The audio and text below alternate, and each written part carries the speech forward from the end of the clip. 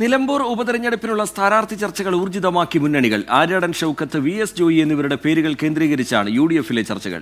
ഒരിക്കൽ കൂടി സ്വതന്ത്രനെ പരീക്ഷിക്കാമെന്ന ആലോചനയിലാണ് എൽ.ഡി.എഫ്. നിലമ്പൂർ ഉപതെരഞ്ഞെടുപ്പ് പ്രഖ്യാപനം വരാൻ ദിവസങ്ങൾ മാത്രം ശേഷിക്കെ തകൃതിയായ സ്ഥാനാർത്ഥി നിർണയ ചർച്ചകളാണ് യു.ഡി.എഫിലും എൽ.ഡി.എഫിലും നടക്കുന്നത്. ഏപ്രിൽ 20-നകം തിരഞ്ഞെടുപ്പ് പ്രഖ്യാപനം ഉണ്ടാകുമെന്നാണ് പ്രതീക്ഷിക്കുന്നത്. കോൺഗ്രസിൽ DCC president V. S KPCC general secretary Aryadan ഷൗക്കത്തുമാണ് അവസാന പട്ടികയിലുള്ളത്. രണ്ടുപേർക്കും വേണ്ടി കോൺഗ്രസിലും മുസ്ലിം ലീഗിലും നേതാക്കൾ ആവശ്യമുന്നയിക്കുന്നുണ്ട്. KPCC യോഗത്തിന് ശേഷം കോൺഗ്രസിന്റെ സ്ഥാനാർത്ഥി പട്ടിക ഉടൻ ഹൈക്കമാൻഡിന് സമർപ്പിക്കും.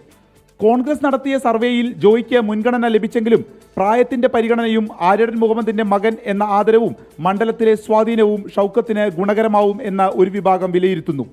PV അൻവറിന്റെ പിന്തുണയും ക്രിസ്ത്യൻ വിഭാഗത്തിന്റെ വോട്ടുകളും വി.എസ്. ജോയിക്ക് അനുകൂലമാകുമെന്ന് മറുവിഭാഗവും പറയുന്നു.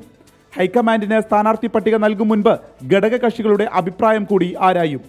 മുസ്ലിം ലീഗിന്റെ നിലപാട് നിർണായകമാണ്. ഇന്ന് നിലമ്പൂരിൽ നേതൃയോഗം ചേരുന്നുണ്ട്.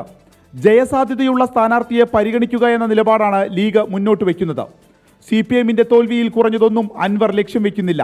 അതിനാൽ ആര് സ്ഥാനാർത്ഥിയായാലും അൻവറിന്റെ പിന്തുണയുണ്ടാകുമെന്ന പ്രതീക്ഷ കോൺഗ്രസിനുണ്ട്. അതേസമയം LDFിലും സ്ഥാനാർത്ഥി ചർച്ചകൾ സജീവം. സംസ്ഥാന സ്പോർട്സ് കൗൺസിൽ അധ്യക്ഷൻ U Sharafali, professor Thomas Mathew എന്നിവരുടെ പേരുകളാണ് പരിഗണനയിലുള്ളത്. 24 മലപ്പുറം.